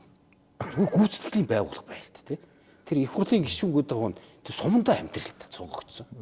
Тэндээ амьдрахаар юу яах вэ тэр сумгоонтойгоо ярилт. За одоо юу гэдэг өмнө аймгийн номгон сум тэр ардууч жинхэнэ хэлнэ шүү дээ. Яг битээр ярьж байгаа тий. Хүүхдүүд маань ийм асуудал гарч байгаа. 6 настай хүүхдүүд ингэж байна шүү дээ. Ярьлаа сумын удирдлага ингэ ярьлаа. Тэр сонгогдсон гишүүн хамт амьдарч байгаа ч тэр чинь өөр мэдээд авахаас гадна тэр чинь мэдэрч шүү дээ. Мэдэрч байгаа учраас хаврын чуулган гэдэг тэр шиг нэг сардаа тэр чуулган цугладаг юм байгаа ч тийм. Гэхдээ ирээ ярьдаг. Яг өмнө говь аймагт миний тэр яаж байгаа ийм байгаа юм байна. Монгол улс маань яг адилхан бидний хүүхдүүдийн нэг хэсэг тэнд ийм байна. Тэр ингээ яа миний зүгээр санал оруулдаг. Тэгээд тэрэн дээр суурилын нөгөөдүүл нь өө тийш танаад чи Ховд аймагт яг адилхан байна. Ховд аймгийн өгөөмөр дөрвөн сумын өгөөмөр ог дээрээс яг адилхан байна. Манайх хэлж байна. Би өөрөө мэдхээс гадна мэдэрлээ. Тэгэхээр наадаа л хэдүүлээ тэр боловсролын хуулийн дээр ч оруулж. Давхар багш нараас асууя.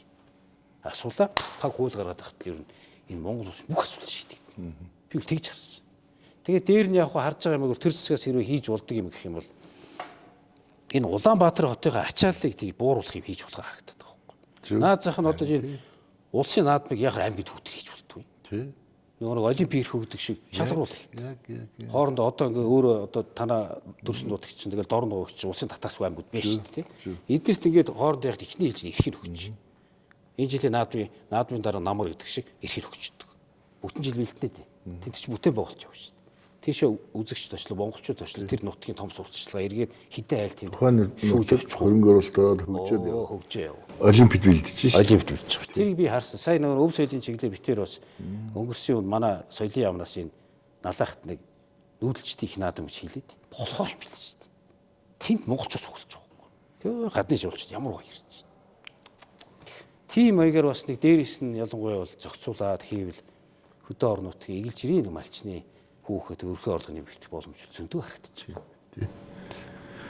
За ингээ яриад байл хоёлаа. Тийм байна. Ер нь одоо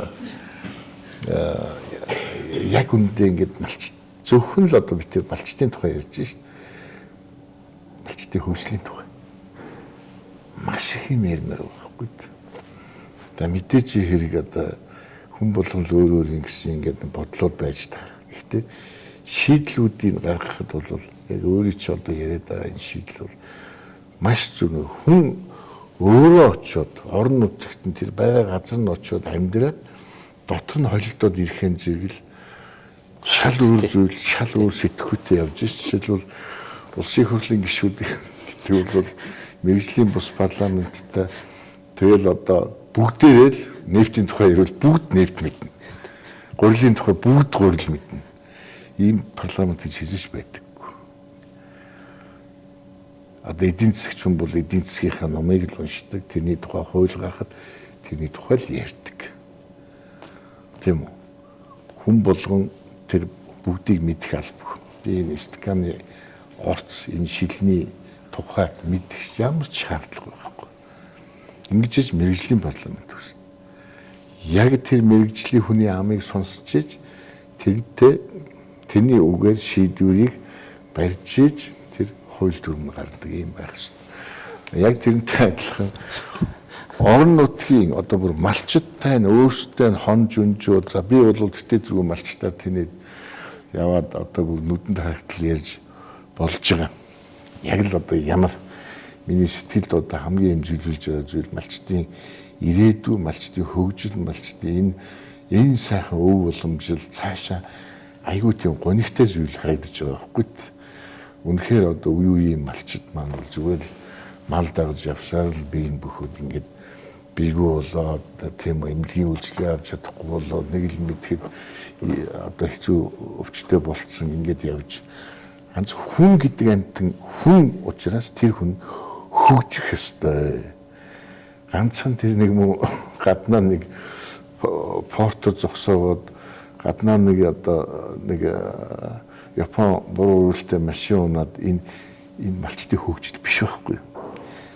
Феррари бүр одоо фертлот тийм үү одоо бүр банкны захирлууд утасдаг мөнгө хадгалуулчих манай гэдэг гойд одоо гэрийн үүдэнд цөхрөө суудаг тийм хэмжээний байх ёстой.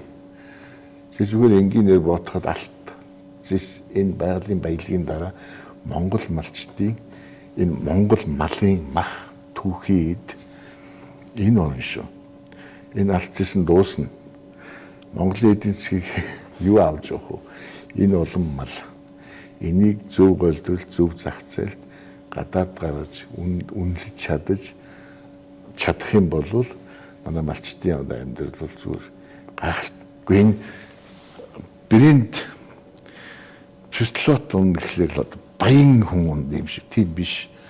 Японы ер нь манайхаас бусад энэ фермерийн аж ахуй дагсан, фермерийн аж ахуй эрхэлсэн компани захирлууд бол ойгүй баян хүмүүс байдаг байхгүй юу? Дэлхийд орол аялаа явчихна тий. Зүгээр л тэнд бол зүгээр баян тансаг тэр одоо казинод ороод ингэ явчихдаг. Үгүй манай малчид яагаад казинод орж болдоггүй? Яагаад 5 удаа буудалд гадаад тэнэр явж болдоггүй? Ийм л амьдрал манай малчдад хэрэгтэй. Бусдаар бол малчин хүн гэхээр одоо энэ шинэ үеийн залуучууд зарим нэг буруугаар ойлгож шít. Одоо бараг л одоо нэг малчин ухааны юм энэ төр ярьдагч хүмүүжилгүй юм шинэ үеийн залуучууд ажил юмаа үнтэй өгөх гэдэг махаа их үнтэй өгөх гээд байна. Хамгийн хямдхан махыг малчид үйлдвэрлэж байна. Тий. Хамгийн одоо ястаа нөгөө малчтын хөдөлмөр дээр амьдэрдэг тусдаа бүр тий давхар гоё л та манайч. Тий. Зүгээр бие зөрүүлж өгвөл хэдэн төгрөг өмнө хойтоо нөхөд явж байгаа юм л амьдралтай хүмүүс. Тэр бол одоо өөрөө ч хувьд би юу гэж хэлэх вэ? Яг саяны энэ бодлогыг энэ одоо их гоё нөлөөллийг илүү идэвхжүүлэх хэрэгтэй. Сая тэр үзүүлж штэ өмнө үеийн одоо хүн гэхэд ганц тэмээс хаалхад л энэ мөнгө. Тий. Энэ мөнгө. Тэгэл одоо малчин айл болгоно өөрсдөө энэ инстаграмаар дамжуулаад энэ фейсбુક гэж энэ хачин жигтэй зүйлийг жаахан тэр өөртөө ашиглаж багасгаад өөр яг чиний ярьдаг энэ зүйл рүү хүүхд шухтаа хүртэл зөвлөд ингэ оруулах хэрэгтэй гэдэг. Энэ бол нөгөө хүний хөгжлийн боловсролын тухай нөлөөлөл үзүүлж байгаа зүйл байхгүй. Фейсбુક бол нэг өөр зүйл тийм үү? Эргэн нөлөөлөл. Тий, эргэн нөлөөлөл. Таны сайн яриан дээр гарч хамгийн гол би ч хүмүүст хэлдэг юм. Чи өөрийгөө сөрөг байлгууд асуудал ярьдаг байхгүй. Чи эрэг байлгаж чадвал шийдэл гаргалгаа ярина. Зөв. Тэгэхээр бид нарт юу хэрэгтэй вэгээр бүгд ярьдаг болсон шүү дээ. Одоо битээр ярьсан битээр дандаа гаргалгаа л ярьлаа. Зөв. Тэгэхээр миний саяны төлөвлөж байгаагаар би яг намраас үзүүлэх гэж байна. 2 ямаа аваад. Өнөөдөр манай орон нутгад хүртэл ямааны сүүч зундаа 4500-аас 5000 байгаа шүү дээ. Тэр энэ малчтаа би яг одоо төгсөж байгаа шүү хэлээ тий. Та ингээ үе дамжчихсан тэр олон малта ялангуяа ямаан дээр ярив.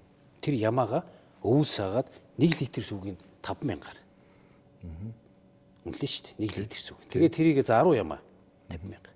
100 ямаагаа яач 500,000 нэг өдөрч шүү дээ. Болно шүү дээ. Тэгээд тэрийг яг үгээр өвөлдөөс хөлдөөгөө хот руу явуулж гинэ гэдэг бод. Тэгэхээр ч одоо надад ийм шууд тахин бууж шүү дээ. Одоо малчин болохоор төлөвлөж байгаа.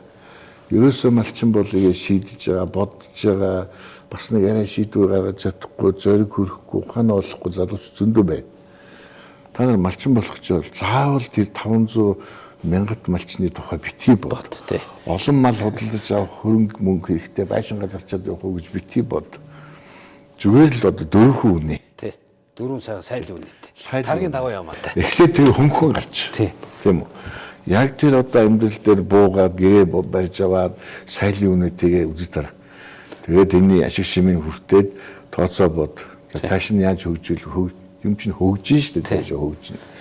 Ийм байдлаар их гоё тийг тооцож байгаа. Бусдаар бол малчин болно гэхээр их тийм бас зарим хүмүүс их томоор хараад байгаа шүү. Амар яаж мянган малтай болохоор тэг ингээс сэтгэлээр унаад тийм үү. Нөгөө одоо чи одоо битээр яриад байгаа бодит ашиг штэ. Нэг ямаа аваа тэр ямааг жил дагаж байгаа 120,000 төгрөг авах нь дээ. Тэгэхэд нэг ямаанаас 12 сая төгрөг авч болохоор юм харагдаад байгаа. Тийм баг үстэй. Саяны ярианы агуулбал ерөөсөө л тийш. Доор хойд сая 200,000 төгрөгийн ашиг авъя л дээ. Одоо энэ бодит жишээг бол ганц манайх биш шүү дээ. Одоо миний надад харагдаж байгаа хүмүүс мэдж байгаа энэ Булган аймгийн хотог өндөр суманд очсон. Яг хотоос гадаад амьдарч байгаа очиод яатсан. Бараг 20 тайл байна гэж хэлээ. Баг болцсон. Тэд нар яг үзүүлж яг битээр ярьж байгаа юм хийж байгаа тийм. Их үлээгээ залуу яг тэр фермийн шиг хагас бэлчээрийн дүү яг хониор явж шээ. Одоо Эрдэнэ болгонгээ залуу нэвтрүүлэгчээс очсон. Хоны чи ингэж эдийн засгийн эргэлтэнд ашиглаж ажиллаа ингэж хөнгөвчж болж харуулдаг байхгүй. Тэр баццэг өсгөө зүгөөч юм болчлоо. Зүгөөгээр буцаага бизнес яаж амарч байгаа шүү дээ. Тэгээ энэ дээр яг хуу битэрийн өв соёл ингэж ярьдаг учраас манай яг сургалтын суусан хүмүүс битэрт бүр удаан харьцдаг учраас монголоор юу яат юм бэ? Одоо өвчлөдөг гинэ. Би нэг бодит жишээ ярил л да.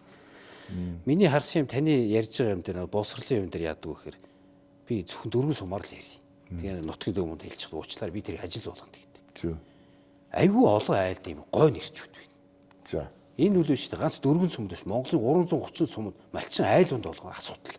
Энэ Монголын төрийн хийх ажил байхгүй. Монгол хүний удмын сандыг тасарч байгаа байхгүй. За. Яаж ийм гэхээр тийм залуучууд яаж хэрэг октод нь явчихдаг бүгд мэдчихэж ш. Нөгөө малаа хараад үлддэг.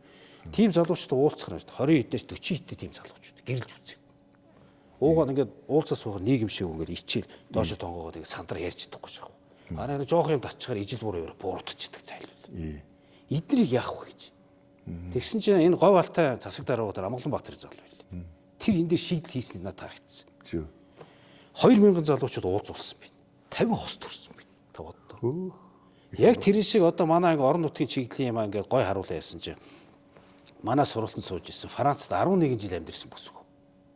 Хүүхдтэй байж байгаа. Тэгэл цас сарны явж гадаа залан болов ингээд үтсэг чих өөрөө. Надтай битэрт уулзсан. Тэгээ ярьсан чи хүн гадаад амьдахаар бүр монголоор цангадсан билээ. Тэгээ би юу шийдсэн бэ гэхээр ерөөсөө л очиод яг тэр хөдөөний эвдрээгүй. Та хоёрын яриан дээр гарсан тэр гэрэлж үзээгүй шахав. Тийм. Тэгээ арх мархтыг уудаг нь яах вэ? Монгол залууч тэр хөдөөнүүдэд цамлаа явуулах. Би засаад авах. Яг би амьдрал үтцсэн. Гэж шийдсэн гэж. Тэгээ яг тэгж бодоод хүслээ ингэж биелүүлдэг аргууд бач тэрийг ирсэн чи яг тэр өөрийнхөө тэр орон нутгийн гаралтай юм байл л дээ. Доод ангийнхаа нэг залуутай чатлаад тэгээ бүгд тотонсоод байл. Тэгээ энд ирээд. Тэгээ суугаад. Тэгээ танаа өмнө уу айл юм бил болж байгаа юм байл. Тэгээ яасан чи өөрөө хэлж байгаа. Манай нөхөр болохоор зөв өөрөө малчин суу хэдэн би харсан. Сүү цагааны бизнес шин бүр өвөр Монгол гаргаж байгаа юм ааруул гаргаж би баруун руу гаргах. Бизнес санаа болцсон гэж байна. Тэгж ирж. Тэгэхээр бид нар яг ингэж холбоод гэдэг юм. Би бас тэрэн дээр энэ сумын удирдлага цэдэн шигээд Батцоож хоёр залуутай ярьсан.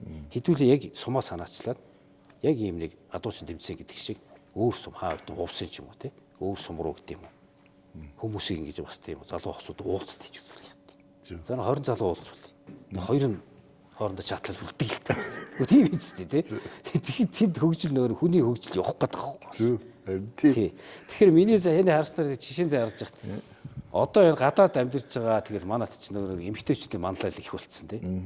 Тийм нөр улс орноор үндэснэрээ цангацсан дэр гадаад байгаа ганц үе явж байгаа тий.